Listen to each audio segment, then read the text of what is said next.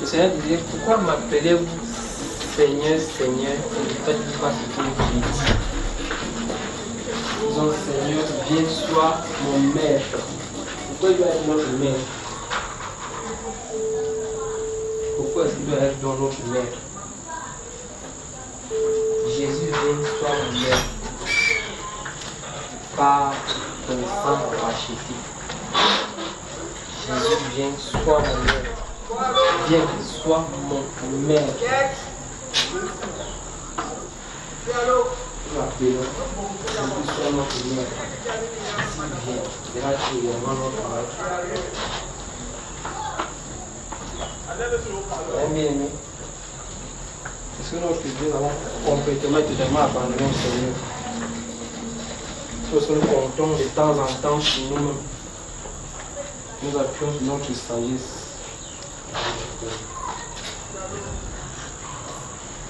Attends encore une fois. 223.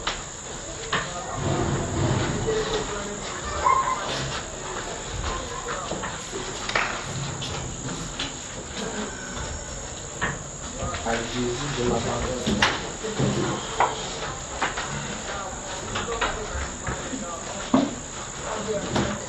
À Jésus, je m'abandonne, ce qu'il veut, et je le prends, et je prends ce qu'il me donne, la couronne, avec la croix. Portant sur lui de honneur, tant que Dieu le croira,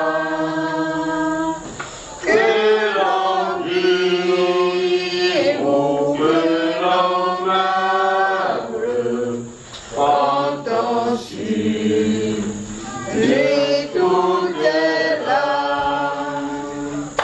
Que si l'ennemi se montre, mon cœur n'en est point troublé. Avec Christ à sa rencontre, je suis allé sans trembler. Comptons sur lui de honneur, tant que Dieu le croira,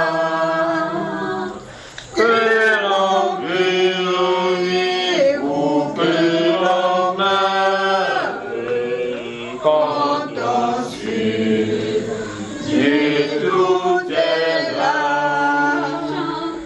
Si j'entrais vers la lumière, mon chant s'élève attendri.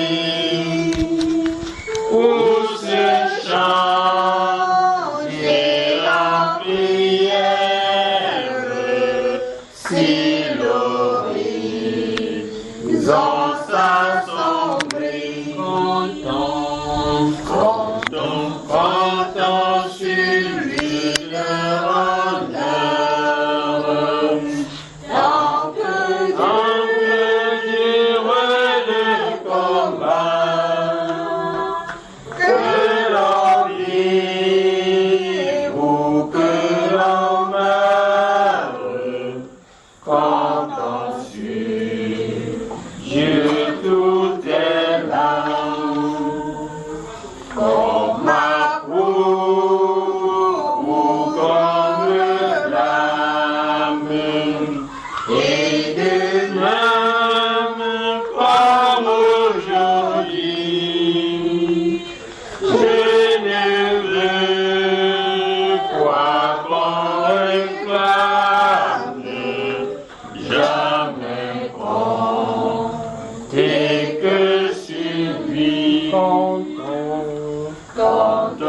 Cantons sur lui d'éternel, tant que dire le combat, que l'on vive ou que l'on meure, cantons sur tout terrain. Inclinons la tête et prions. Tendre Père, nous comptons sur toi. Nous comptons sur toi parce que tu as pourvu le sacrifice par lequel nous pouvons nous approcher vers toi. Père de gloire, c'est par le sang versé à la croix que nous sommes, ô Dieu de gloire, capables de nous approcher de toi pour soumettre les doléances. Et en vertu de ce sang-là, ô Dieu, tu nous sanctifies, tu nous purifies et tu regroupes ton peuple de par le monde depuis des siècles jusqu'à ta venue, afin que nous servions à la louange de ta gloire. Nous nous soumettons encore à toi ce soir. Nous soumettons tout ce qui se passera ici, nos cœurs, notre âme. Nous soumettons ceux qui en sont encore en route et tous ceux là qui nous écoutent de par le monde. Nous soumettons leur cœur également à toi, afin que tous ceux-là qui comptent sur toi, comme tu l'as dit, ceux qui auront aimé l'avènement de notre Seigneur Jésus-Christ de Nazareth. Nous prions donc au Dieu que tu les visites, que tu visites nos cœurs et que chacun, au Dieu de gloire, trouve sa place au devant de toi. Au nom du Seigneur Jésus-Christ de Nazareth. Amen. Bonsoir à vous, bonsoir, bonsoir. Veuillez vous saluer les uns les autres. Et si vous ne connaissez pas le nom de quelqu'un, vous lui demandez quel est ton nom. Vous qui êtes dehors là, entrez vous asseoir. Je ne vais pas parler, mais regardez là-bas, il faut pas que quelqu'un plonge là-bas au 4e étage. Saluez-vous les uns les autres. Saluez-vous, saluez-vous. Allez vous saluer. Les uns les autres. Salut, tu demandes le nom. Tu connais son nom, hein? Elle s'appelle comment? C'est Morel. Hein? Ça va mon cher? Bonsoir, bonsoir, bonsoir à tout le monde. Bonsoir. Dites à tous ceux qui sont dehors là d'entrer. Vous pouvez vous asseoir ici. Ils n'aiment pas la chaleur, non? Ça va ma chère? Emmanuel, salut tout le monde là-bas. Salut, va saluer. Salut, salut. Les enfants, vous asseyez, vous saluez, vous asseyez. Ça va mon cher? Salut ma madame. Comment tu t'appelles? Tu t'appelles Emmanuel là, hein? Bonsoir, bonsoir.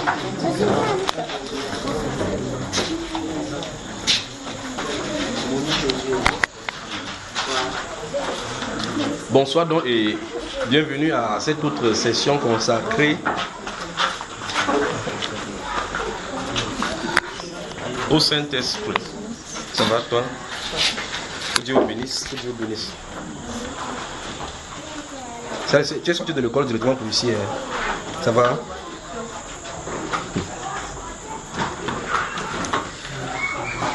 Vous voyez que mercredi c'est toujours relax, n'est-ce pas?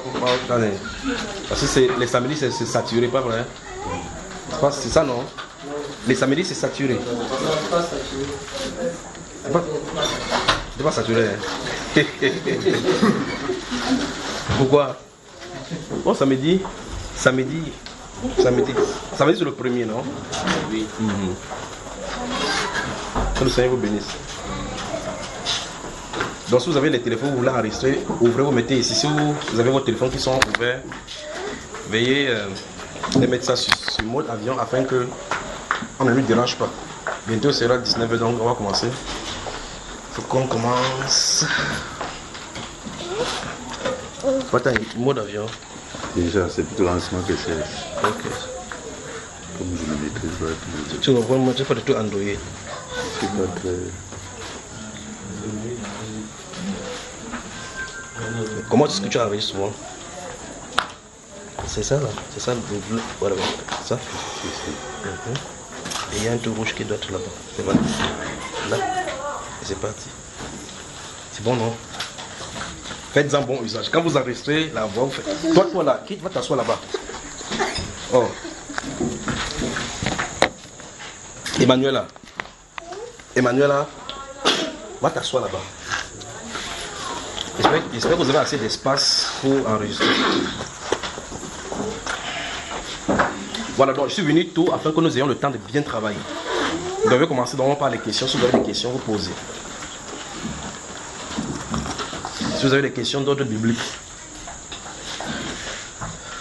Comme ça, s'il arrive que je suis en train d'avancer dans l'enseignement, que vous n'ayez pas de questions. Donc, si vous avez des questions d'ordre biblique, si vous vous posez une question dont les références se trouvent déjà dans un enseignement, je vais vous y référer.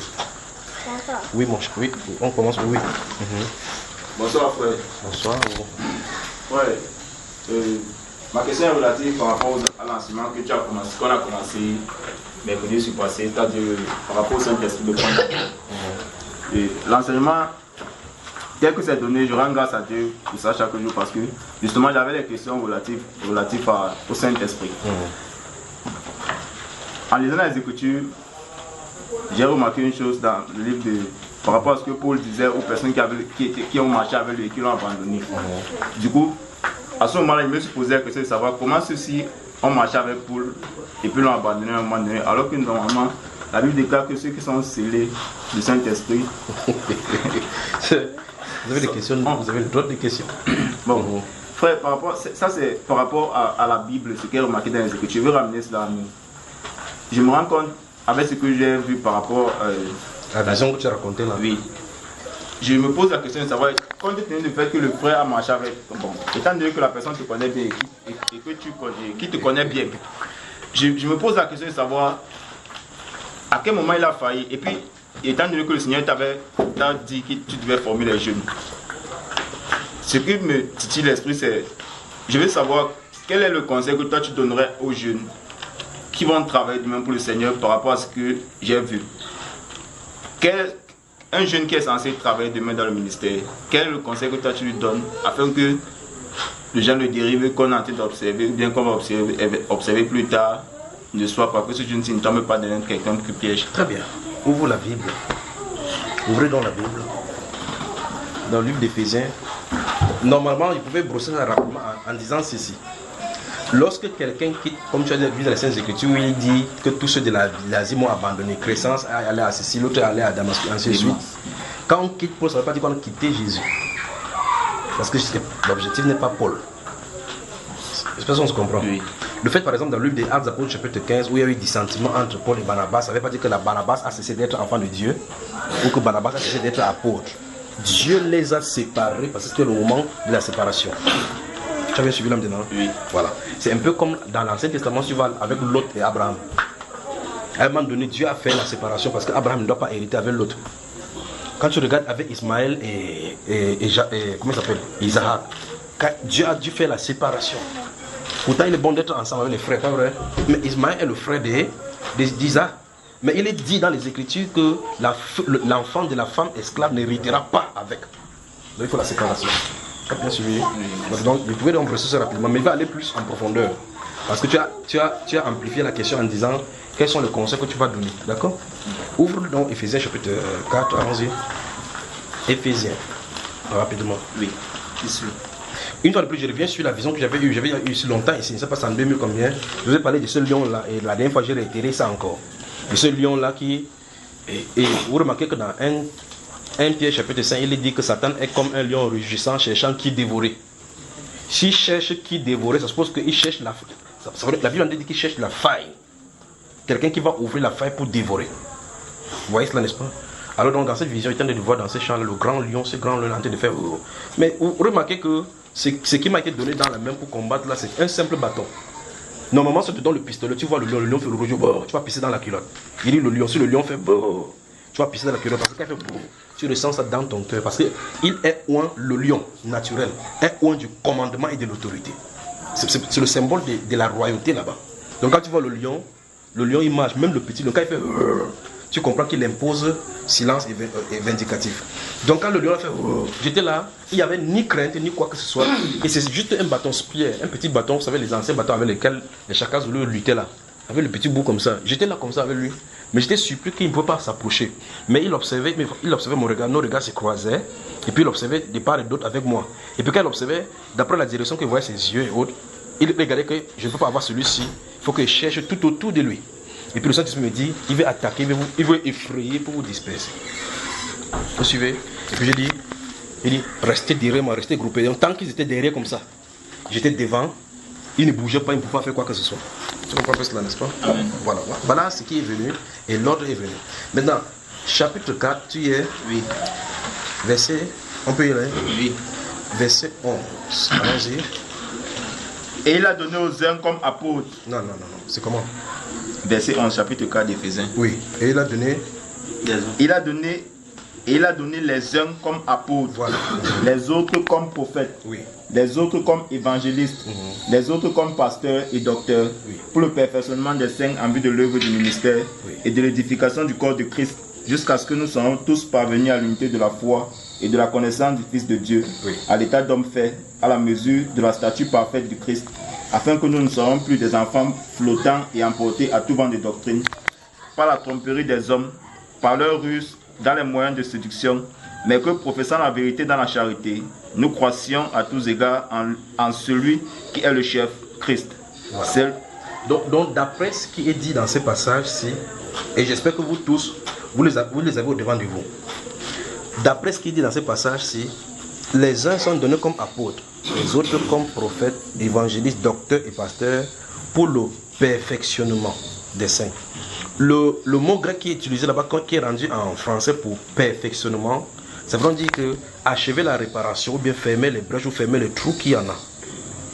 Tu comprends ça là, hein? Parce qu'ici on ne dit pas, regardez bien, on ne dit pas que les apôtres et les autres sont faits pour appeler les chrétiens. Non. Pour appeler les gens au royaume. Non. D'après ce qu'il dit dans les Écritures, on dit pour les perfectionner. Tu comprends cela? Oui. Mais on dit pour le perfectionnement des saints. Donc ça dit qu'ils sont saints. Et je crois que la dernière fois, j'ai mis l'emphase là-dessus en prenant le cas des Corée, Abiram et Dathan. Vous vous souvenez, n'est-ce pas? Alors donc, ça veut dire qu'on construisait par exemple la maison. Remarquez bien que quand on construit la maison, il y a les échafaudages qu'on met. Les gens mettent des bâtons dans le mur pour pouvoir mettre la peinture ou bien essayer d'aller là. Quand il y a les trous dans le mur, après quand on finit le trou, quand on finit de construire le mur, on enlève ces bâtons-là, ces piquets-là. Bon, dans notre contrée, c'est comme ça qu'on fait. Dans d'autres contrées, on n'utilise pas ça, on utilise les échafaudages véritablement pour y monter. Mais pour le contexte de notre culture ici, on met des choses dans le mur, Et vous voyez qu'on pèse le mur. Normalement, si on enlève tous ces bâtons qu'on a mis pour construire, pour y monter, vous allez voir que la maison est construite, mais il y a des trous de part et d'autre. Après ce travail-là, maintenant, le maçon vient pour fermer les trous qu'on a occasionnés. Et il essaie de surfacer cet endroit-là pour qu'il n'y ait pas ce trou-là, d'accord? Donc, maintenant, vous remarquez qu'avec cette analogie-là, c'est une maison qui est construite, mais il y a de trous à fermer. C'est le perfectionnement, d'accord? Oui. Donc, c'est ça, c'est le mot grec qui est écrit dans ces livres d'Éphésiens, chapitre 4, là. C'est de ça dont il est question. Ça veut dire que quoi? Si tu es chrétien, dès que tu es né de nouveau, tu n'es pas arrivé à la maturité comme Dieu veut.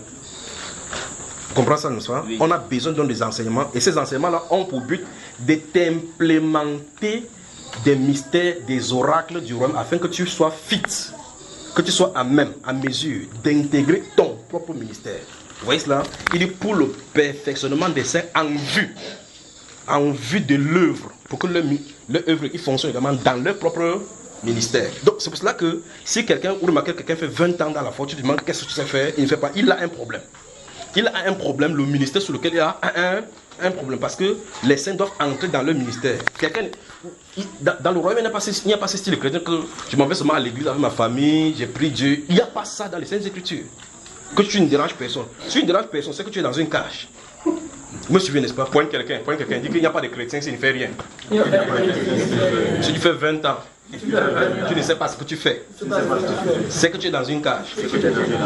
C'est seulement le chien qui est dans une cage qui ne peut rien faire. Le chien qui est dehors peut aller chercher l'eau, c'est pas vrai, frère?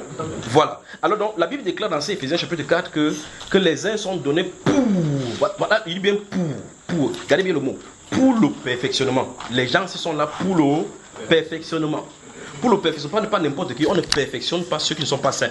Ils sont saints. Regardez dans Éphésiens, dans Galates chapitre 3, il dit, mais voilà, vous remarquez depuis Galates chapitre 3 jusqu'au chapitre 4 de Galates. Et au chapitre 4, verset 16, il dit que suis-je devenu votre ennemi en vous disant la vérité? Donc il dit est-ce que je suis devenu? Il est obligé de leur dire la vérité. Mais il dit, mes enfants, pour qui je prouve, mes enfants, pour qui je prouve encore les douleurs de l'enfantement. Donc ça veut dire que ceux-ci sont, normalement, on parle de douleur de l'enfantement, c'est une femme qui a l'enfant à l'intérieur du ventre. Et donc l'enfant n'est pas encore venu dans le monde. Et tant que l'enfant n'est pas encore venu dans le monde, il y a des douleurs. L'enfant va boxer et autres, là-bas, il y aura des contractions et autres. Parce que l'enfant n'est pas encore né. Quand l'enfant est né, maintenant c'est cet enfant-là a grandi. Ceux-ci manifestement étaient déjà nés, mais jusque-là, les réactions qu'il faisait comme les avortons, il le faisait exactement comme s'il était encore dans le ventre, comme s'il n'était pas encore né. Donc il devait réagir comme ceux qui sont déjà nés et qui doivent grandir. C'est pour ça que mon grand frère dit, mes enfants pour qui je prouve encore les douleurs, encore les douleurs de la formation, jusqu'à ce que Christ soit formé en vous. Ça suppose que si Christ ne grandit pas, c'est ce qu'il appelle dans Ephésiens chapitre 4, ayant atteint la statue parfaite de Christ. D'accord? Il dit que quand cette statue-là est positionnée, on ne peut plus balloter les gens. Donc maintenant, tu vois que si on comprend très bien les Saintes Écritures, lorsque quelqu'un a suivi les enseignements des apôtres et prophètes, et ainsi de suite, et qu'il est perfectionné, il entre dans son propre ministère, la doctrine qu'il suit et qu'il prêche est identique aux doctrines des apôtres. Mais le mal maintenant qu'on observe maintenant, c'est que vous voyez que quelqu'un quitte un de ces moments par une inspiration démoniaco-religieuse, il va dans un centre de formation. Ou bien quand il arrive quelque part, il lit la Bible 2 fois, 3 fois, il colloque comme ça, là. Il dit qu'il a eu la vision du ciel, que Dieu lui a donné de faire telle chose. Ne connaissant pas la doctrine, n'ayant pas la mission, si Dieu ne t'a pas accordé une mission sur la terre pour son œuvre à lui, tu vas toujours faire mal. Parce que l'ennemi va t'utiliser. Vous comprenez, n'est-ce pas? D'où viennent les différents découpages des religions que nous avons sur la terre aujourd'hui. Chacun vit avec une pièce, ça c'est en anglais ça, avec une pièce ou bien une partie en disant que Dieu m'a révélé ceci, Dieu m'a révélé ceci, Dieu m'a révélé ceci. Mais maintenant je vais vous montrer quelque chose. Ouvrez 1 Corinthiens chapitre 4. Que Dieu te bénisse pour ces questions. Sentez-vous à l'aise, d'accord? Regardez comment vous êtes ici, vous êtes serrés ici comme le poisson. Et regardez tout juste. Vous avez peur de cette série. Ma soeur, regarde-les. Elles disent qu'elles ont peur de toi. Elles ne veulent pas t'asseoir à côté de toi. Elles sont serrées ici comme ça, comme le poisson. Vous savez, le poisson où il y a sardine. Moi, tu sais quand on ouvre la sardine, tu vois comment elles sont serrées dedans, non? Voilà. Toi, tu n'es pas à l'aise maintenant. Tu es à l'aise, non? Salut là alors, salut là. Tu la connais, hein? Mais tu as dit ta soeur, non? Comment tu ne la connais pas, tu l'appelles ta soeur? Parce qu'elle a attaché le foulard. Bon, j'ai dit quel livre déjà? 1 Corinthiens chapitre 4, dis-nous le verset 17, qu'est-ce que ça dit là? Pour cela, je vous ai envoyé Timothée, qui est mon enfant bien-aimé et fidèle dans le Seigneur. Oui. Il vous rappellera quelles sont mes voies en Christ. Oui. Quelle est la manière dont j'enseigne partout, dans toutes les églises. Dans toutes les églises. Paul, l'apôtre, a envoyé Timothée à Corinthe pour qu'il lui prépare son passage. Il dit que, si vous lisez depuis le chapitre 4, il va donner les instructions en disant le pourquoi. Il dit, Timothée, c'est son enfant bien-aimé dans le Seigneur. Il connaît toutes ses voies et la manière dont il enseigne dans toutes les églises. D'accord? Alors, quand vous allez lire 1 Timothée, 2 Timothée, il donne les recommandations que c'est que tu as appris de moi. Et regardez bien, ce que tu as appris de moi, reçu et reconnu comme vrai, il dit, enseigne-le à d'autres, vous voyez cela, qui soient capables d'exhorter. Vous voyez? Et il dit donc, dans 1 Timothée chapitre 6, il dit que si quelqu'un enseigne de quoi? Des fausses doctrines et ne s'attache pas à la sainte parole du Seigneur, il dit que c'est un ignorant. Il a la démangeaison des choses. La maladie des voilà. Alors, il dit effectivement qu'en réalité, les choses qu'on doit enseigner, c'est autre, c'est pas cela. On ne doit plus. Il dit que je t'ai laissé en Crète pour le cas de Tite, cette fois-ci. Dans le livre de Tite, il dit que je t'ai laissé en Crète afin que tu établisses d'après quoi, frère? Mes instructions. Parler de Bible. D'après mes instructions, que tu établisses les enseignes dans les églises. Et afin que, si tu trouves quelqu'un homme fidèle, voici ce que tu vas le faire et au-delà. Il dit, je veux que tu comprennes effectivement et que tu dis aux gens de ne plus enseigner autre chose, autre qui a été enseigné. Vous pensez que qui en est de parler? Le Saint-Esprit. Supposons maintenant que Timothée, parce que Timothée effectivement avait reçu le don par l'imposition des mains, avait prophétie que tu es appelé à telle chose. Et on lui a imposé les mains. Il dit que maintenant, comme j'ai reçu le don, il m'avait fait mon propre ministère. C'est ce qu'on n'a pas compris aujourd'hui. Les gens ont compris, on a confondu le ministère, c'est-à-dire que le service chrétien, le ministère, c'est ça le mot ministère. Le mot ministère, c'est le mot service. Le service qui rend, on a institutionnalisé les services. Ce qui fait que normalement, si on veut comprendre la Bible à l'image que nous avons aujourd'hui, l'apôtre Paul devait avoir ses églises qu'il a construites lui seul. Timothée a aussi sa part d'église parce qu'il a sa propre ministère. Et que de temps en temps, Timothée invite son grand patron, son père spirituel, il entre. Avant de venir, il dit que non, c'est mon père spirituel, c'est lui qui m'a baptisé. Amener les dons. Où est-ce là, frère? C'est ce qui se passe aujourd'hui. Mais ce n'est pas comme ça. Timothée a reçu l'instruction claire. Il dit, fais l'œuvre d'un évangéliste. Mais Timothée n'est pas enseigné autre chose, autre que Jésus. Parce que c'est Christ Jésus qui se prêche. 1 Corinthiens chapitre 15 cette fois-ci. 1 Corinthiens chapitre 15. Allons-y, verset 1. Quand il te dit stop, tu stops. Et il va te dire fais encore sauter, d'accord? Oui. Allons-y, verset 1. Je vous rappelle, frères, l'évangile que je vous ai annoncé, que vous avez reçu, dans lequel vous avez persévéré et par lequel vous êtes sauvés, si vous le retenez tel que je vous l'ai annoncé. Il dit clairement aux Corinthiens que l'évangile qu'il les a annoncé quand ils sont venus là-bas. Si vous voulez lire le contexte de cela, vous pouvez rentrer dans Actes des Apôtres chapitre 18.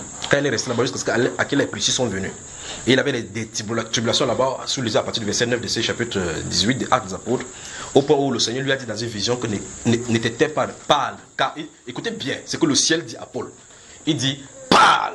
Oh, je me sens bien là maintenant. Il dit, pâle, car j'ai un peuple nombreux dans cette ville. Mais maintenant, regardez la façon dont le Seigneur dit. Le Seigneur dit, pâle, ne te tais pas, j'ai un peuple nombreux dans cette ville. Donc pour Paul, c'est quoi? Je suis à Corinthe. Je parle seulement, je parle. Quand il parle, le ciel s'occupe de sa parole. Donc, tu as vu que quand tu restes là où c'est comme la sardine, ça, tu comprends sur ton corps, non? On dit à toi comment que tu comprends sur ton corps. Comment on dit ça à toi? Goyouno. Lui-même il passe s'asseoir là-bas derrière celui-là, il en est s'essuyer jusqu'à comme s'il conduisait le vin skin. Il s'assoit là-bas, ça en est de l'eau chauffer. Il est là, ça chauffe, il ne peut pas quitter. Il y a l'espace là-bas. Regardez, voilà même masse là-bas, voici la place ici. Alors donc, regardez très attentivement. Vous avez moi là. Amen. Lorsque vous suivez très bien les Saintes Écritures, il peut y aller. Regardez ce que Paul dit ici à Timothée. Regardez ce que Timothée va faire. Regardez la réplique qu'on a aujourd'hui. Et regardez ce qu'il faut. Mais le ciel dit à Paul. Voilà. Non, si tu t'assois ici, il va créer pour aux gens. Assieds-toi là-bas. Toi-même, tu vois que ça ne te laisse pas non plus, non? Soyez à l'aise. Quand vous venez là, sentez-vous à l'aise. Asseyez-vous où vous êtes confortable. Alors, suivez-moi maintenant, suivez. Dans ces actes de Paul, chapitre 18, dont j'en ai cité à partir du verset 9, le Seigneur dit à Paul, dans une vision de la nuit, il dit que parle, ne te tais pas car j'ai un peuple nombreux dans cette ville. Paul l'apôtre, tu dois prêcher. Ton mouchoir est tombé, mon cher, ton mouchoir est tombé là. Paul l'apôtre qui doit prêcher dans cette ville, lui, il ne connaît pas qui doit être sauvé ou qui ne doit pas être sauvé parce que ce n'est pas à l'homme que Dieu a donné cette autorité. Dans 2 Timothée chapitre 2 verset 19, la Bible déclare que le Seigneur connaît ceux qui lui... Voilà, donc c'est lui qui connaît. Maintenant vous voyez, la marque que Christ Jésus a donnée à Paul, c'est prêche ma parole, j'ai un peuple nombreux dans cette ville. La Bible déclare qu'il demeura près de 1 an, 6 mois, il prêchant la parole de tel, c'est qu'une multitude de gens crus et même des Juifs ont rejoint la foi. Maintenant, écoutez très attentivement. Ici dans 1 Corinthiens 15, donc, il dit que l'évangile que je vous ai prêché, non, laisse-moi parler. Que je vous ai prêché, par lequel vous avez cru et par lequel vous êtes aussi sauvés. Donc quand il parlait, les gens étaient quoi? Sauvés. Vous avez vu cela? Sauvés par la prédication. On arrive maintenant, continuons. Si vous le retenez tel que je vous l'ai annoncé. Donc on n'a pas quitté l'évangile. Vous remarquez aujourd'hui, un pasteur se lève. J'ai vu une vidéo d'un pasteur, il dit qu'il s'appelle pasteur Moïse. Voici son raisonnement. Écoutez-moi très attentivement. Son raisonnement, c'est que la terre, c'est une boule. Là, il a raison. C'est une boule. C'est la terre sphérique. Vous remarquez, vous êtes sur le continent africain. Ça veut dire que vous êtes quelque part ici, c'est en face de vous. Le continent asiatique ou bien encore le continent australien se trouve de ce côté-ci. S'ils sont de ce côté-ci et que vous avez votre boule comme ça, celui qui est en Afrique, c'est comme ça. Tu es en bas, tu regardes, ta tête se trouve en haut, tu dis que Dieu est en haut. Donc ta part d'en haut, c'est comme ça. En temps, celui qui est le continent, comment il s'appelle, australien, il dit son Dieu en haut. Son en haut, c'est comme ça. Après, il dit quelqu'un qui est en Chine, son en haut, c'est comme ça. Il s'est fâché, il tape la Bible, il dit que finalement Dieu n'est nulle part parce qu'il n'y a pas de en haut. Vous voyez son raisonnement.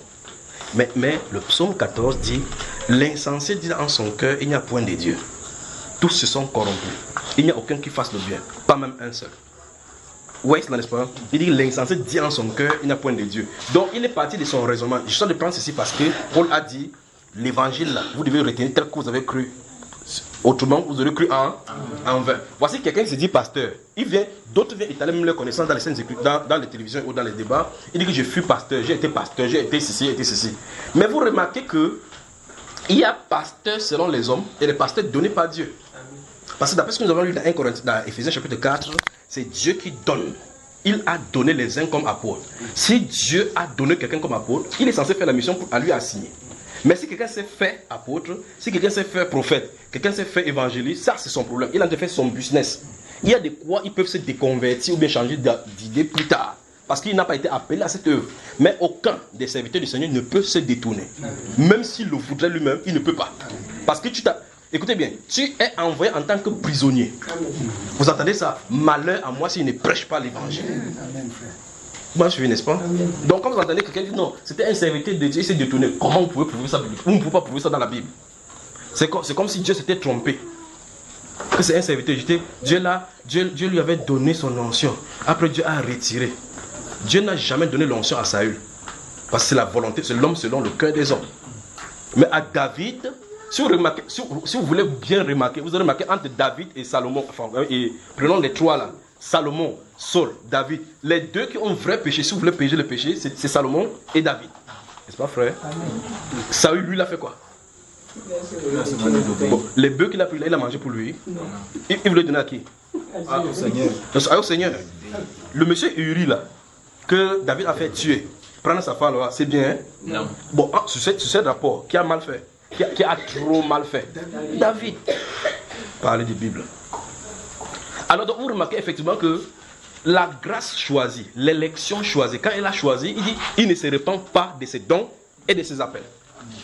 C'est sans repentir, dit les Saintes Écritures. C'est sans repentir.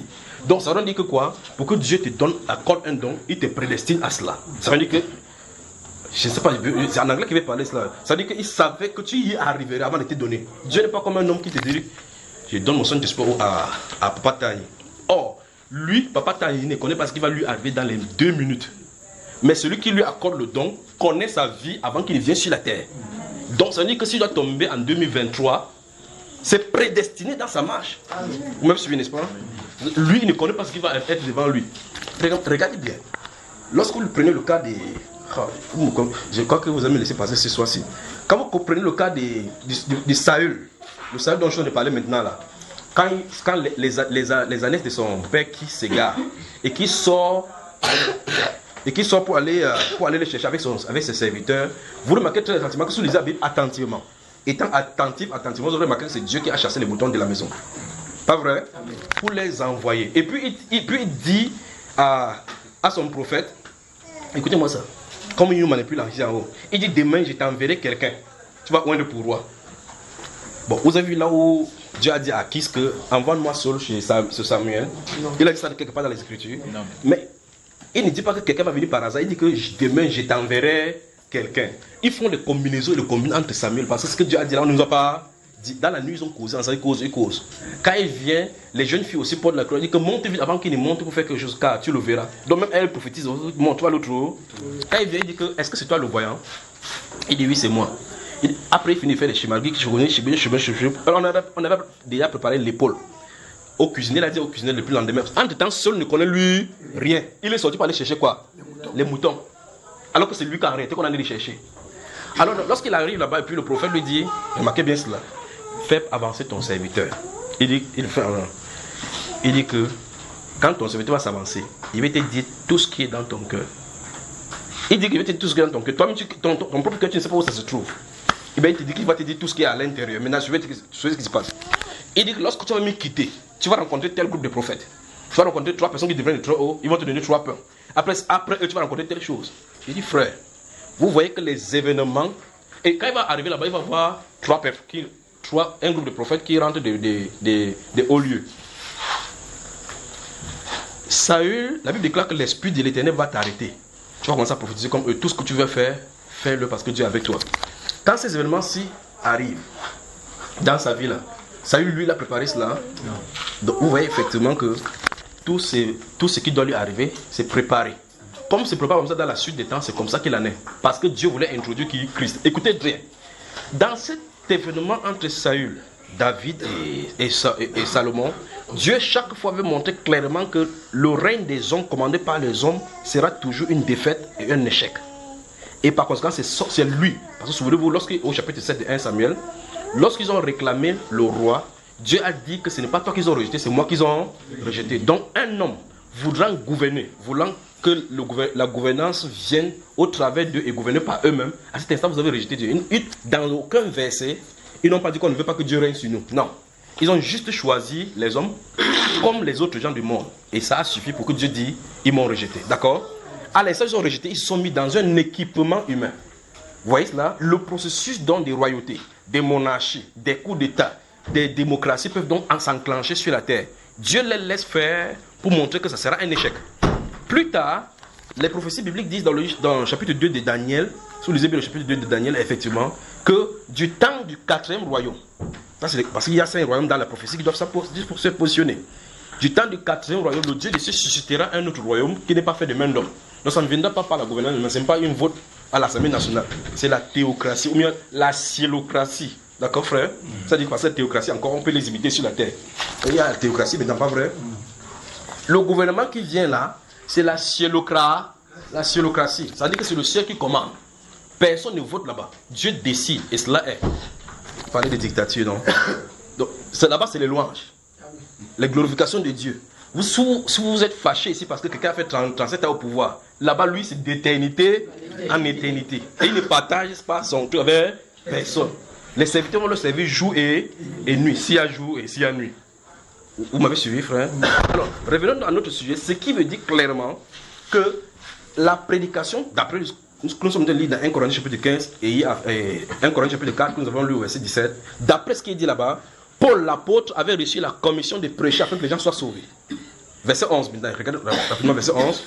Ainsi donc, que ce soit moi, que ce soit eux, voilà ce que nous prêchons. Et c'est ce que vous avez cru. Fin de citation.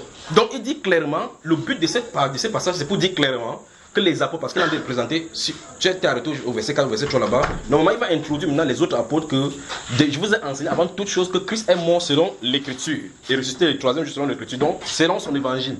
Donc d'après l'évangile, il devait mourir selon l'écriture, il devait être ressuscité selon l'écriture. Il dit voilà ce que vous avez cru. Vous voyez cela, n'est-ce pas? Puis il dit que, je vais vous rappeler qu'en fait, Christ après sa mort, il a apparu à Céphas, puis à Pierre, à Jean, et par la suite, il a apparu à plus de 500 frères à la fois, dont certains sont morts et d'autres sont vivants. Et après eux tous, il m'a aussi apparu à moi comme un avorton. Et puis donc, il conclut donc que ce soit eux, c'est-à-dire les autres apôtres, que ce soit moi, voilà ce que nous prêchons. Donc la prédication tourne autour de la mort, la résurrection de Jésus-Christ et ses corollaires. Vous m'avez suivi, n'est-ce pas? Voilà, autour de quoi tourne la prédication. Maintenant, il dit donc que ce soit eux, que ce soit moi, voilà ce que vous avez prêché et c'est ce que vous avez cru. Donc ça dit qu'il n'y a pas deux styles de prédication pour sauver les gens. C'est la prédication de la croix, qui est une folie pour les uns, mais qui est puissante de Dieu pour nous qui sommes sauvés.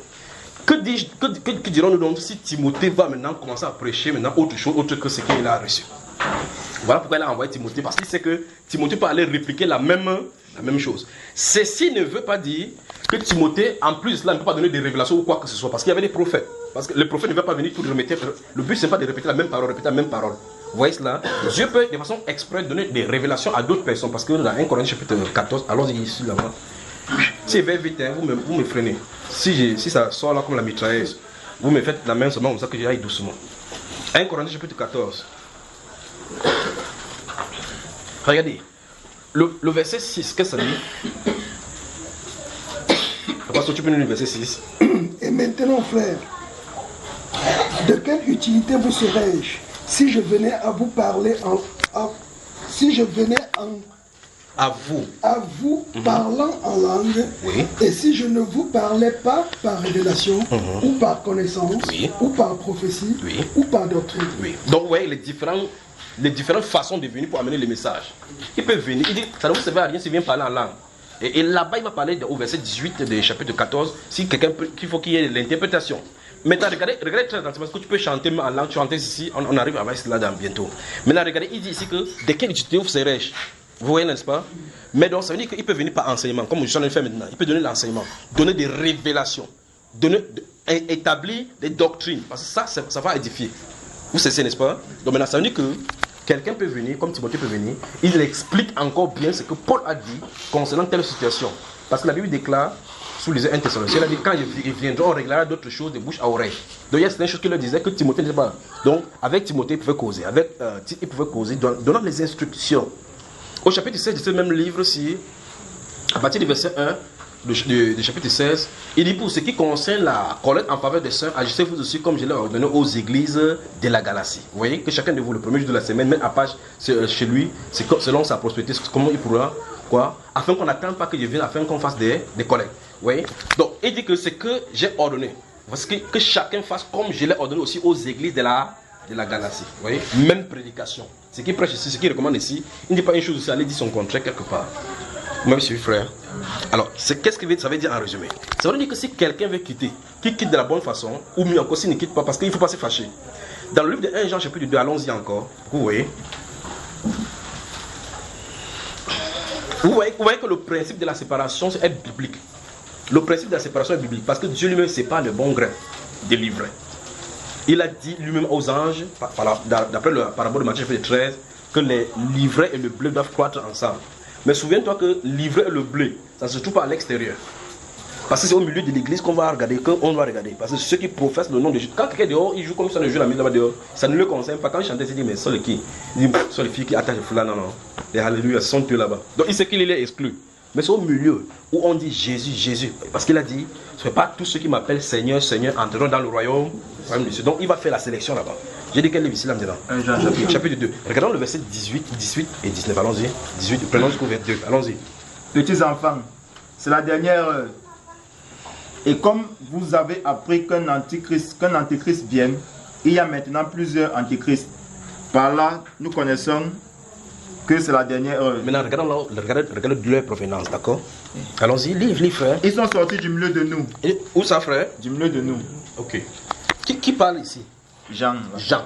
Alors maintenant, quand Jean parle, il dit, ces antéchrists sont sortis du milieu. Quand ils étaient à l'intérieur, comment ils les appelaient, frère? Amen. Donc quand tu vois bonjour mon bonjour ma soeur, c'est ça non? Jusqu'à ce qu'un jour tu vois maintenant son frère. Si Dieu avait donné le jugement de connaître que quelqu'un connaît que c'est un enfant de Dieu, ce n'est pas son enfant ici là. C'est que vrai, il y a d'autres qui vont gifler des gens au milieu. Vous pensez que quand Jésus choisit Judas Iscariote parmi les disciples, les apôtres savent qui est Judas Iscariote? Non. Mais souvenez-vous, ils avaient des dons pour opérer les miracles de la même façon. Dans Actes chapitre 1, il est dit qu'il n'avait pas au ministère.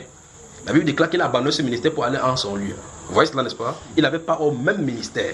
Donc il ressuscitait les morts, guérissait les malades. Quand Christ disait ressusciter les morts, purifier les lépreux, ainsi de suite, vous avez reçu gratuitement. Judas a dit que gratuitement, tu parles. Alors, donc le seul faux prédicateur qui a bien prêché l'authentique et avec l'authentique onction, c'est Judas Iscariote. C'est un vrai faux prédicateur. Ou bien encore un faux vrai prédicateur dans un sens ou dans un autre, au sens figuré comme sens propre, c'est vrai. Tu m'as suivi, frère? Oui. Ça n'a pas de doctrine, ne venait pas des démons. Mais la prophétie de dernier temps dit que les pasteurs qui vont venir, sortant d'autres sources, prêcheront les doctrines des... Mais leur premier père, Judas Iscariote, prêchait les doctrines du ciel. Réfléchissez-y. Mais qu'est-ce qu'il a fallu?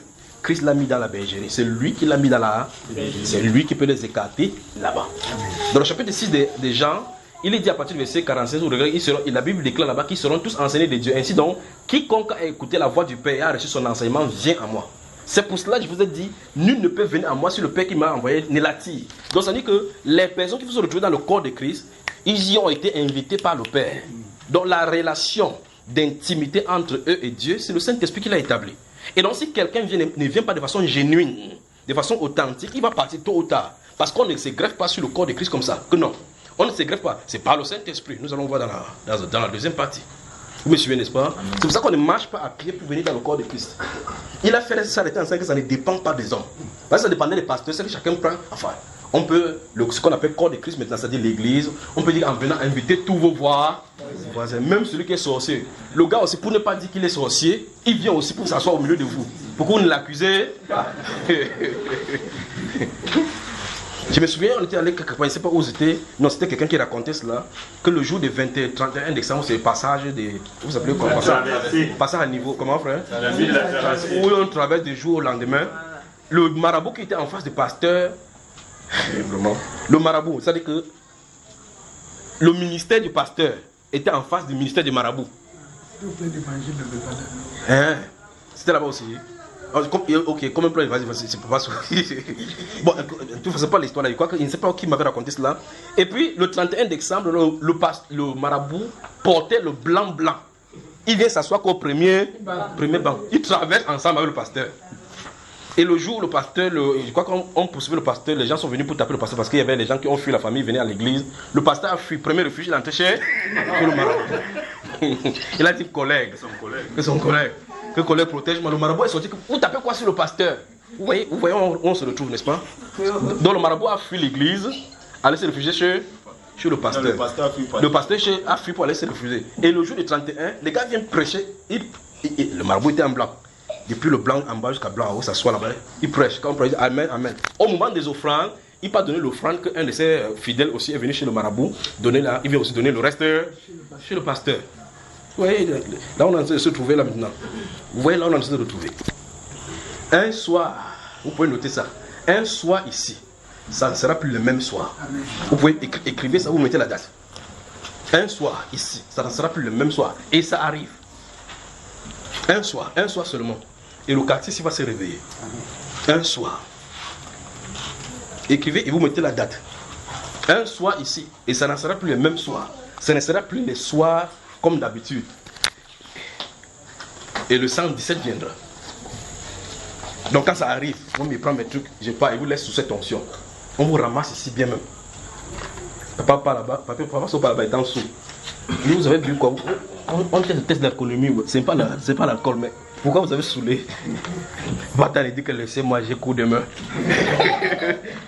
Dès que quand tu vas revenir, tu es en 20, tu vas nous dire ce qui se passe là-bas. Alléluia. Un soir, ça ne sera plus comme les autres soirs, ici. Ok, et c'est bientôt. Alors, il peut avancer. Amen. Donc nous remarquons que dans ce 1 Jean chapitre 2 dont je vous ai donné, il dit mes petits enfants, c'est de la dernière heure. Et comme vous avez appris qu'un antéchrist vient, donc il y a une prophétie concernant un homme appelé antéchrist qui est censé venir. Il dit qu'il y a maintenant. Nous sommes là dans les années 100, c'est-à-dire que à la formation, à la gestation même de l'église dont nous sommes maintenant, dans le premier sément de l'église. Et puis les apôtres commencent à avertir du fait qu'il y a déjà les antéchrists à cet instant-là. Puis dans leur source, ils sont sortis du milieu d'eux. Donc la question que j'ai posée tout à l'heure, c'est avant qu'ils ne sortent du milieu d'eux, pourquoi on les identifie comme les antéchrists? Comment le groupe s'appelait? Les frères. Ils chantaient les cantiques ensemble. Comme on a dit de Judas qu'ils n'avaient pas au même ministère. Ne soyez pas surpris qu'un de ces jours, les gens qui ont les... Regardez-vous maintenant, tournez-vous, vous regardez. Regardez bien les yeux des gens, les autres. Mais il n'y a pas du tout, me regarde pas ça. Regardez-vous. Ne soyez pas surpris que les gens vous en aient regardé demain. Ou bien quelqu'un dit que je n'ai jamais cru vos bêtises, que vous avez votre bêtise là-bas. Que je suis rentré dans la tradition. Ne soyez pas surpris. Je n'ai pas dit c'est quelqu'un. J'ai posé quelqu'un, frère. Parce que c'est d'après ce qu'on a lu dans la Bible. Parce que ceux-ci, vous savez, les gens, Paul, Pierre et autres là-bas, il dit qu'ils sont sortis du milieu de nous. Puis il continue de ce verset-là en disant, il dit cela a été afin que cela fût manifeste que tous n'étaient pas des nôtres. Car s'ils eussent été des nôtres, ils seraient restés. Ça veut dire quoi? L'entrée dans le corps ne dépend pas de vous. La sortie ne dépend pas de vous. Donc vous ne pouvez pas sortir du corps de Christ comme vous êtes. Le corps de Christ, vous pouvez entrer à l'église. Comprenez? Il fait mon doigt comme ça, ça dit entre guillemets. Vous pouvez entrer dans l'église dénominationnelle, institutionnelle, nationale, internationale, reconnue par l'État. Avec ton pied quand tu veux, tu ne viens pas, on t'appelle que tu es où? Mais dans le corps de Christ, tu dois recevoir l'invitation céleste. Moi je suis ça. Le Saint-Esprit doit t'y avoir invité. Et quand il t'invite, c'est lui-même qui t'incorpore. Parce que vous ne savez même pas quand vous êtes entré, ni quand vous êtes sorti. Alors, souvenez-vous de ceci. Il dit qu'ils sont sortis du milieu de nous. Cela a été afin que tous se manifestent, que tous n'étaient pas de nôtres. Car s'ils étaient de nôtres, ils seraient restés. Dans le chapitre 20 des Actes des Apôtres, l'apôtre le dit encore une fois de plus, lorsqu'il va appeler les anciens, depuis quand il était dans la vie d'Éphèse, on dit, cependant, à Milet, au verset 17 du chapitre 20 des Actes des Apôtres, il envoya chercher à Éphèse les anciens de l'église. Et quand ils sont venus, Paul a commencé à les exhorter, parce qu'il savait que c'était au crépuscule de sa vie, il sortait, et il ne viendrait plus. Il dit que vous ne verrez plus mon visage, vous au devant de qui, au milieu de qui j'ai prêché toute la nuit, et je n'ai cessé de prier, ainsi de suite. Il dit par plusieurs larmes, il a cessé d'exhorter chacun d'eux. Il dit maintenant, voici, je suis pur de sang de vous tous. Lié par l'esprit, je m'en vais, ne sachant pas ce qui va m'arriver. Mais dans toutes les villes où je passe, le Saint-Esprit m'avertit que des liens et des tribulations m'attendent. Mais il dit, mais je sais qu'après mon départ, il s'élèvera du milieu de vous des lieux cruels qui n'épargneront point le troupeau. Vous voyez cela? Il va s'élever où? Du milieu de vous. Donc, ne me dites pas que c'est quelqu'un à qui on a donné le Saint-Esprit qui va s'élever maintenant, il va transformer le Saint-Esprit en mauvais esprit. Pointe quelqu'un, dit le Saint-Esprit est saint. On ne peut pas le manipuler puis il devient impur. Moi je suis, n'est-ce pas? Il dit que c'est ça veut dire que dans le chapitre 2 de Galates cette fois-ci, il va parler maintenant de la liberté qu'on a en Christ. Il dit les faux frères. Vous voyez cela? Des faux frères qui s'étaient furtivement glissés au milieu de nous. Ça veut dire concrètement que si du temps de Paul, qui avait le discernement, les gens étaient furtivement glissés, ça se passe qu'ils imitaient le baptême du Saint-Esprit. Vous avez vu cela, n'est-ce pas? Donc ça veut dire que les imitations du don du Saint-Esprit n'ont pas commencé aujourd'hui, ça avait eux. Moi je suis ça, frère. Alors il dit qu'ils étaient furtivement glissés au milieu de nous. Nous les résistons en face. Il a bien dit les faux frères. Ils étaient furtivement glissés au milieu de nous. Maintenant, Si vous regardez bien sous ce rapport-là, vous allez voir effectivement que ces gens qui venaient ne prêchaient pas autre chose autre que ce qui est écrit dans la Bible. Parce qu'ils prêchaient, laissez-la. Ne faites pas ça quand ils sont de prêcher ces choses, ne faites pas cela. Donc ces gens-là, vous remarquez le sujet des discussions qui était là, il était question relative à la loi qui est biblique. Mais la doctrine et le dépôt du ciel par rapport à l'explication des choses de l'écriture, c'est-à-dire de la loi, et son explication spirituelle par rapport à la venue du Nouveau Testament était octroyée aux apôtres choisis d'avance par le Seigneur. Mais ceux qui étaient initiés par la loi, avancés dans la doctrine, dans la secte dite pharisien, quand ils étaient là-bas, ils s'étaient glissés au milieu des croyants, puisque c'était des juifs. Ils se réunissaient là-bas, on disait que nous sommes les anciens pères, les mères, ainsi de suite. Ils étaient là, mais pourtant ils n'étaient pas convertis. Paul dit, nous les résistons en face, afin que la prédication de l'évangile ne se détourne pas. Pensez-y. Dans le livre des Actes de Apocalypse au chapitre 2, si vous lisez les versets 1 jusqu'au verset 10, vous remarquez que c'est l'une des choses que le Seigneur, Jésus, effectivement, rejette, ou mieux encore, dénonce à cette première période de l'église, qui est l'église d'Éphèse, justement. Il dit, c'est que tu as chez toi des gens qui se font appeler apôtres, ils se disent apôtres, mais qui ne le sont pas. Donc vous voyez clairement que l'usurpation du titre apôtre n'a pas commencé aujourd'hui. Et le Saint-Esprit dit, dans cet Apocalypse chapitre 2, il dit que tu as éprouvé, tu as testé. Vous voyez cela? Tu as testé. Tu as fait le test du passage, le test pour savoir si tel ou tel apôtre, tu n'as pas testé. Mais aujourd'hui, je suis apôtre tel, je suis apôtre, man of God. Je suis prophète tel, prophète, man of God. Je porte la Bible, vous avez le croc-reca, comme il a gros ventre, comme ça, avec le truc dans le... c'est un homme de Dieu. Donc pour nous, notre façon de considérer l'homme de Dieu, c'est il suffit qu'il ait la Bible, grave encore qu'il ait une bonne église, et que peut-être il ait la chaîne de télévision, man of God. Pointe quelqu'un, dit, tu vas aller plus que cela. Tu dois discerner. Donc remarquez bien dans cet Apocalypse dont je suis cité, il est dit là-bas que tu as éprouvé, il dit tu as éprouvé ceux qui se disent apôtres. Donc vous voyez que ici dans Éphésiens, toujours dans ces Éphèses, il est dit, d'après le passage que nous avons commencé à lire aujourd'hui, qu'il a fait, étant monté, si vous prenez à partir du chapitre du verset 8, il dit que c'est pourquoi il est dit, étant monté, il a fait des dons aux hommes. Que signifie s'il est monté, que sinon il est aussi descendu dans les régions inférieures de la terre afin de remplir tout. Il dit, et quand il est monté, il a fait des dons aux hommes. Littéralement, ça veut dire qu'il a fait des dons hommes. Il a donné en don les hommes. Il a donné les hommes sur la terre comme étant un don pour garder les gens. D'accord? Maintenant, il dit là, il a donné, donc Christ Jésus en montant a donné les dons hommes sur la terre pour le perfectionnement des saints. Ben ici, la Bible déclare, ceux-ci se disent apôtres. Question, comment sont-ils devenus? Et vous posez la question de façon moderne, il dit que non, j'ai eu un appel, je sentais la flamme de Dieu dans mon cœur. Dieu m'a dit que va dans l'école de formation de pasteur. Donc Dieu a changé entre temps. Dieu maintenant à l'école de formation des pasteurs. Après quand ils sont là-bas, ils sont avec des doctrines contradictoires avec la Bible. Je te pose la question, c'est Dieu de la Bible dont les doctrines sont intransigeantes, ils ne peuvent pas se contredire, qui te fait aller dans une formation qui est fausse, et pour que tu sortes pour enseigner quelque chose qui est fausse d'après la Bible. Un de ces juifs vient dire que non, c'était un problème culturel ici. L'autre version ci n'est pas bien, l'autre chose n'est pas vraie, c'est même pas vrai dans la Bible. Et il dit c'est Dieu qui l'a envoyé là-bas. Vous m'avez suivi, frère? Les apôtres sont appelés, prédestinés à cette tâche-là, loin de l'esprit, rencontrant Jésus, et Jésus les commissionne avec son esprit. Vous m'avez suivi? Il ne les commissionne pas pour qu'ils sortent d'une graduation cérémonielle, nantis d'un doctorat, d'une licence en théologie avec des touches rouges, bleues, noires ou quoi que ce soit. Avec les diplômes que nous signons un tel, docteur esthéologie, descendant à Papa Saul, le titre de docteur, non pas toi, pas Papa Saul, il y a plus.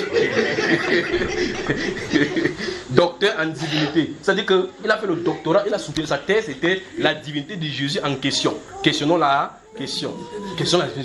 Il finit soutien, les gens s'assoient comme ça, ils disent, tu as bien démontré la divinité de Jésus là. Nous te donnons le doctorat de divinité. Vous voyez que c'est une folie, pas vrai? Alors c'est pour ça qu'ils disent que c'est les brigades de formation des fous pour lâcher dans la nature afin qu'ils pervertissent l'œuvre de Dieu. Quand ils vont venir, ils vont commencer à enseigner la philosophie grecque. C'est ça qu'on enseigne, la psychologie, le management, les théories de management, de leadership. Ils vont enseigner ça au milieu chrétien en prenant des bribes dans la Bible. Parce que souvenez-vous, les fausses doctrines doivent être issues de la Sainte Écriture. Les fausses doctrines. On ne sort pas des fausses doctrines à l'extérieur. Parce qu'on sort des fausses doctrines à l'extérieur, la Bible va conduire ça directement. On prend la Bible, on va la tracer et puis on vit. Vous voyez là, on est frère. On peut avancer là. Alors, se séparer est biblique. Jésus lui-même, dans son propre ministère, dans le chapitre 10 de Luc, il est dit que Jésus-Christ a dit qu'on prie qu'il envoie les maîtres de sa maison. Mais après cela, il a choisi 70 autres disciples pour aller de lieu en lieu pour pouvoir prêcher. D'accord? Oui. La Bible déclare que plus tard, quand il a dit, si vous ne mangez ma chair et ne buvez mon sang, les gens ont dit que ok, c'est bon. Bon, je connais maintenant la source de son pot. C'est ceux qui mangent les nouveaux de quelque part. Ils tuent les enfants souvent. Vous voyez, c'est normal. Quand ils montent sur le montagne, est-ce qu'on avait lui? Ils montent comme ça, après ils sautent comme ça, ils marchent sur les eaux. L'autre jour, il a fait le pain ici. Il est réussi à se retrouver là-bas. C'est normal. Un être humain fait ça. C'est celui qui a mangé la tête de Hachouchou. Alors, donc, on dit, comme il a dit, si vous ne mangez ma chair et buvez mon sang, on a compris que c'est un cannibale, un vampire, pas vrai? La Bible déclare que papa soit toujours toi. La dépose son sang comme ça, que si tu restes encore avec le gars là, c'est ton problème. Depuis ces jours-là, certains disciples sont abandonnés. Quand il partait là, Jésus ne regardait pas partir. Mais aujourd'hui, puisqu'on veut les membres, on veut prêcher là où il y a les gens et autres là-bas. Quand quelqu'un part, on envoie une délégation là-bas que non. Pourquoi tu es parti de l'église? Écoutez bien, vous pouvez partir des rassemblements des hommes sans partir du corps de Christ. Si vous y êtes pour toujours. Parce que vous n'êtes pas entré par vous-même. Et vous ne pouvez même pas sortir. Parce que si le Saint-Esprit entre en vous, fais-le sortir, on voit. S'il demeure à l'intérieur, tu vas le faire sortir, frère? Non, tu ne pourrais plus jamais le faire sortir. Parce qu'en réalité, avant d'entrer, il ne t'a pas demandé. Il vient, il se positionne là-bas pour dire légitime propriétaire, ça m'appartient. C'est pour l'éternité. Tu tentes, il te traite, tu confirmes. Parce qu'à l'intérieur, quand tu gifles, ça ne le touche pas. Hein? Il te met dans les fours. Il te fait, on t'arrête, tu pars quelque part. On fait, il dit, mais le Saint-Esprit qui est en toi, il fait. Écoutez, ouais, quelqu'un ne marche à roue comme ça, il fait comme ça là. Il te pousse, vous savez que le Saint-Esprit vous fait même faire quelque chose, souvent on ne sait même pas quand il a fait. Tu dis que toi, tu marches pour toi comme ça là. Tu viens, tu dis que c'est ton père qui a fait ça, il est entré dans la société, tu ne sais pas que son père c'est le juge. Alors que son père a fait comme ça pour avoir le poste. Tu fais ça, il envoie le militaire, faut qu'on te prend. Alors que ce Saint-Esprit veut te discipliner, on te fouette là-bas bien. Tu as compris, oui, pendant que tu es là-bas, tu fais j'ai la joie dans mon cœur. Puis tu te tournes, tu vois encore les prisonniers, alors que tu comprends qu'il voulait te traiter pour que tu prêches aux prisonniers qui est là-bas. Mais il ne te dit pas. Donc quand le Saint-Esprit est là-bas, il va te montrer ce que c'est manger, boire l'eau. On va suivre. Donc un soir, le soir ne sera plus la même. À partir de ce moment-là, ici. Vous m'avez suivi? Ok. Donc, en conclusion, la division. Il y a des divisions et des séparations qui sont absolument nécessaires. Ne mettons pas les sentiments au détriment de la vérité. Vous comprenez, n'est-ce pas? Voilà. Quand Paul, l'apôtre, dans l'une des 1 Corinthiens, chapitre 14, quand il parle du fait que les femmes ne doivent pas enseigner, ni de prendre l'autorité, ou bien faire quoi que ce soit, quand il le dit, au verset 37, vous avez remarqué que si quelqu'un est inspiré, se reconnaît comme prophète ou inspiré, qu'il reconnaisse que ce qu'il vient d'écrire, c'est un commandement du Seigneur, pas vrai? Bon. Quand malgré qu'il a écrit ça, comment le presbytère le contredit aujourd'hui? N'est-ce pas? Ils disent que ce n'était pas un commandement de Dieu, c'était un problème culturel. Donc un problème culturel, c'est un commandement, frère? Non. Vous voyez les problèmes, n'est-ce pas? Voici des petites choses. Il dit que si quelqu'un, il dit ce que je viens de vous écrire, en disant que les femmes doivent se taire, les femmes ne doivent pas enseigner. Il dit si quelqu'un sait qu'il est prophète, ou bien qu'il reçoit l'inspiration du Saint-Esprit, qu'il sache donc que c'est un commandement de Dieu. Le prophète, les pasteurs d'aujourd'hui qui écrivent même la Bible, ils corrigent même la Bible en disant que non, c'est faux. Il lève là-bas et dit, c'est que c'est à Corinthe, les femmes prostituées dérangeaient. Donc ça veut dire qu'à Corinthe, l'église de la prostitution, il dit que c'est à cause de ça, c'est un problème culturel. Donc Paul voit comme il est en culturel, qu'on n'a pas de culturel. Et puis il dit que c'est le commandement du Seigneur. Vous voyez là où on se retrouve, frère? En résumé, quand Dieu veut séparer, il faut le laisser séparer. Quand il veut joindre, il veut se joindre. D'accord?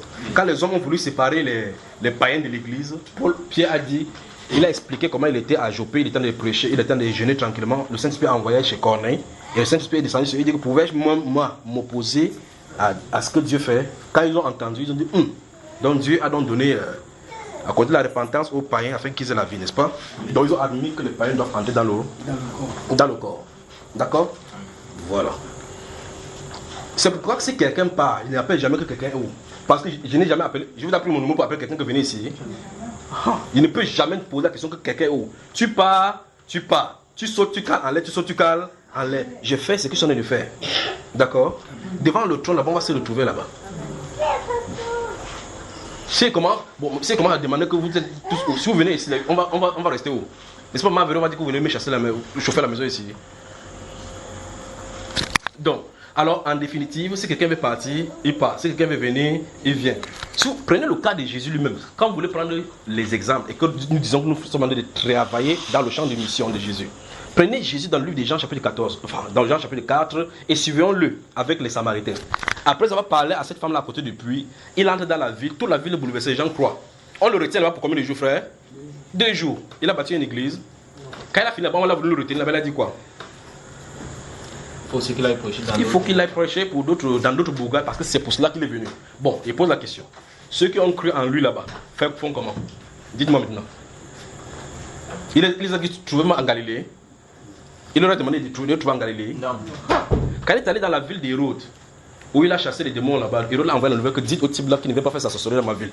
Il a dit qu'allez dire aussi à ce renard là que je chasse les démons, de me guérir le malade, après dans 2 jours je serai pas parti. Quand il a fini là, il est parti. Ceux qu'il a guéris, visiter là-bas partout là. Vous pensez que quand Christ Jésus prêchait quelque part, on dit que la foule allait en lui. Quand il quittait la ville, par exemple, il part à l'homme, il prêche, les gens croient. Il quitte la ville, il part avec ses disciples.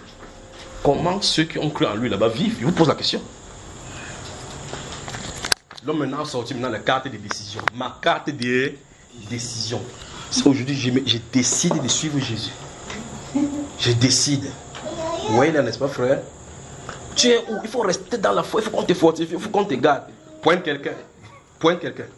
Dis, veille sur ta propre âme. Laisse les gens tranquilles. C'est ça qui a mené beaucoup de choses au milieu de l'église. Vous entendez les notions de faiseurs des disciples. Quand on doit faire des disciples, comme moi, été amené en Christ, on fait des disciples. Il doit savoir qu'un homme d'habitude, tu as lavé aujourd'hui. Tu as lavé le blanc. Quand tu veux laver le noir et le blanc, lave d'abord, commence d'abord par le blanc. Tu poses la question, où est-ce qu'on met une place dans les saintes écritures? Parce qu'on a pas l'impression que c'est en te suivant comme ça là que tu vas être dans la parole. En tout temps, la personne ouvre la Bible comme ça là, le problème des dettes veut le tuer. Quand il ouvre la parole, vous allez dépenser à son argent, il pense à son argent. Tu es là, tu es en train de faire les disciples. Gardez-vous l'esprit que Christ nous a appelés à la liberté. Vous êtes libre. Vous êtes libre. Parce qu'en réalité, c'est pour cela qu'il vous a appelés. Il dit clairement qu'on ne devient pas esclave des hommes. Vous remarquez que dans des familles, il y a des familles, vous entendez des problèmes entre les hommes et la femme, entre l'homme et sa femme, parce que sa femme a quitté la maison, il s'occupe de la femme du pasteur. Ils sont chez le pasteur. Tu cherches quoi là-bas? Un colonel m'avait dit à Yaoundé que si ce n'était pas toi, je devais aller péter là-bas, mettre la bombe là-bas, sauter les bêtises là-bas. Donc, que je t'ai parlé, tu viens le jour où le colonel vient avec la bombe sur lui. Il dit que le pasteur a pris sa femme, la femme est en train de travailler chaque jour, il ne peut pas manger là-bas. Lui, il a la cérémonie pour célébrer son grade, son galon. La femme a laissé la maison, il a célébré sur le pasteur. Après, quand il va parler, il dit que non, c'est un démon, envoie le feu sur lui. Tu envoies le feu sur lui, tu viens dormir avec lui. Tu accouches les enfants. Vous me suivez, n'est-ce pas? Parce qu'on a compris, on croit que c'est en faisant comme ça qu'on a de servir le Seigneur. Bon, pour ces pasteurs, si la femme cesse de servir comme ça, elle devient fidèle à son mari en faisant ce qui est dans son foyer. C'est que pour lui, il a quitté le corps de Christ. Parce que le service de Dieu consiste à laver le sol de l'église. Quand quelqu'un dit, c'est pas ça. Dit, ce n'est pas ça le service de Dieu. Non, il faut être fidèle à l'église. Donc, fidèle à l'église, ça veut dire qu'il vient chaque jour là-bas à l'assemblée. Donc, quand vous lavez le sol de l'église comme ça, Dieu est content. Hein, donc, Dieu, quand on se sale dehors sur la route, la Bible dit que la terre est son marche-pied. Donc, quand il y a Isaac quelque part là, comme ça, Dieu ne passe pas par là-bas, n'est-ce pas? Point, quelqu'un dit arrêtez la sorcellerie. Voilà. Donc, on dit que c'est la terre qui est son marche-pied. On a dit que c'est votre maison qui est son marche-pied. On dit que c'est la terre. La terre, le trône, le ciel est son trône. La terre est son marche-pied. On a des problèmes. On a des problèmes. Donc, c'est pour la liberté que Christ nous a affranchis. Je vais donc, en résumé, que tu saches, n'aie pas pitié de quelqu'un, d'accord? Je vais te répondre maintenant en finissant, comme un garçon qui m'avait demandé à l'université en 2009. Il est sorti, il était dans sa chambre, il était en train de prêcher dehors, il prêche. Il sort la cigarette, il dit, frère Junior, il dit oui. Il dit que je vais te poser une question. Je suis content parce que tu me poses une question, je vais te répondre. Il dit, Judas, il sera au ciel ou bien au paradis? Il avait la cigarette. Il dit, ok, si Judas est au paradis, quel est ton problème? S'il est en enfer, quel est ton problème? Toi, tu vas aller où? Donc, le devoir, c'est que le frère là, il fait comme ça, comment la vie fait comme ça, il fait comme ça. Écoutez bien, tout ce qui se passe au milieu de vous ici, je sais. Tout ce qui va se passer, je sais. Et même, Dieu m'a même montré quelqu'un qui va quitter ici pour la Rose-Croix. J'ai dit à ma femme, j'ai donné son nom à ma femme. Je suis tranquille. Elle était étonnée. Je vais vous donner la vision là tout à l'heure là. D'accord? Que Dieu vous bénisse. J'espère que c'est clair maintenant. Donc. Comment? Oui? Le conseil, non? Le conseil. Quand tu as suivi ça, quand tu as bien suivi, le conseil est contenu là-dedans. Le conseil, c'est que tu veilles sur toi-même. Donc, quand quelque chose arrive, tu dois prendre garde sur toi-même en disant que, ok, je vais prendre attention. Maintenant, tu as compris que le but, c'est qu'il faut que tu sois équipé. Si tu n'es pas occupé, ne te lève pas pour aller commencer à faire des choses qui te dépassent. Vous dites, j'ai la vision. Il faut que vous compreniez la vision. Vous pouvez avoir la vision, c'est pas le moi. Vous pouvez avoir la vision, Dieu va vous montrer que je suis futuriste. Tu m'as compris, n'est-ce pas? Ok, donc si vous êtes équipé et que Dieu vous équipe, s'il y a une chose que j'ai dit et dit à tout le monde, c'est que ne mettez pas le pied dehors, allez prêcher l'évangile sans être baptisé du Saint-Esprit. Ce conseil devait être valable pour tout le monde. Parce qu'il a dit lui-même qu'allez témoigner. Quand le Saint-Esprit viendra, c'est lui qui va vous permettre de témoigner. Si tu sais que tu n'as pas le Saint-Esprit, ferme ton tuyau d'échappement. Même ça fait vroom vroom vroom, tu fermes. Quand vous allez aller, en tout cas vous connaissez les 7 filles d'Esqueva. Quand ils sont allés là-bas, quand on va te témoigner Jésus que Paul prêche, on a dit, tu témoignes Jésus, tu as le Saint-Esprit. Bam, bam, bam. Parce que le Seigneur Jésus-Christ, établissant sa justice dans le cœur, a mis le Saint-Esprit. D'accord? Voilà. Vous allez, vous dites que vous allez prier pour les gens. Vous pouvez prier pour quelqu'un à l'intérieur, vous mettez la main, le démon là qui vient dans votre vie. Ton problème commence à partir de cet endroit-là. Le démon n'a pas peur des titres. Il n'a pas peur que tu sois frère ou pas. Que tu portes comme il y a des pointillés, comme il y a d'autres dénominations, les gens se chôlent. Quand le pasteur se chôle, tout le monde se chôle. On dit qu'on est frère. C'est quand on est frère que ça effraie le démon. Vous vous souvenez des moments, non? Vous connaissez le moment, non? Quand on était à l'Ocombe là-bas. Voilà. Alors, quand Papa Taniki avait chassé, même Papa Taniki avait créé le jeu là fatigué. Il y avait toi et Jimmy, n'est-ce pas? Cette jeune fille-là avait le boa à l'intérieur d'elle. Elle s'est tenue là-bas à l'assemblée et dit ok. Parce que Momo était dans un camp. Remarquez bien là où il sortait. Mahanaïm, ça veut dire quoi?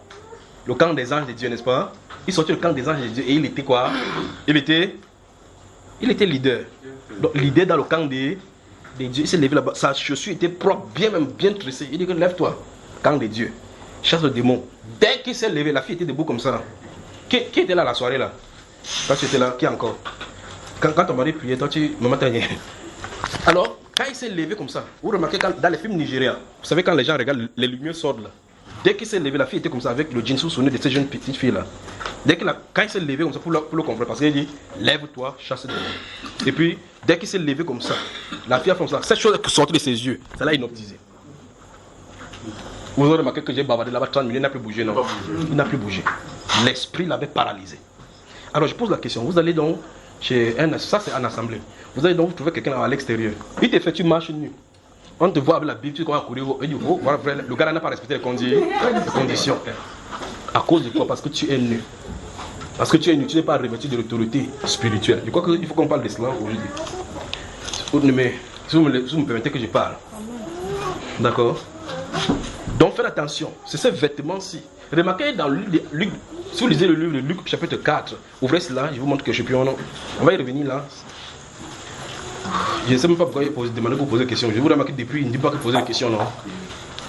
Luc chapitre 4. Luc chapitre 4, permet que les autres trouvent ça, puis je vous dis. Emmanuel là, ça va? Tu es à l'aise? Assemblée grand-mère là-bas. Assemblée grand-mère. Vous y êtes?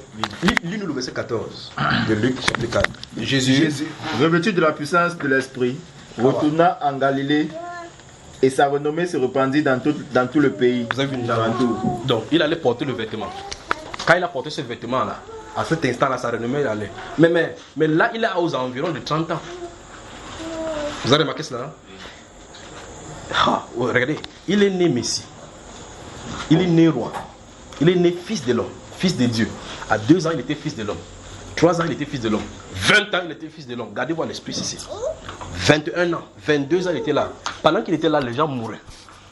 Donc, quand vous aimez trop les hommes plus que Dieu, les gens périssent dehors. Quand il est né, de plus d'1 an jusqu'à 29 ans, les gens sont morts. Les gens ont été malades, paralysés. Les gens sont décédés. Il était là, il voyait. Mais jusqu'à ce qu'il parte là-bas, il porte l'habit. Quand il est revenu maintenant, les données ont. Point quelqu'un dit porte ton habit. Que Dieu vous bénisse. Donc cela va nous introduire maintenant au message que nous allons voir maintenant. Vous prenez une pause. On prend une pause, vous prenez de l'eau et puis j'avance maintenant avec le vêtement du Saint-Esprit. Le Saint-Esprit comme un vêtement. On va y voir ça maintenant. Prenez une pause de 5 minutes puis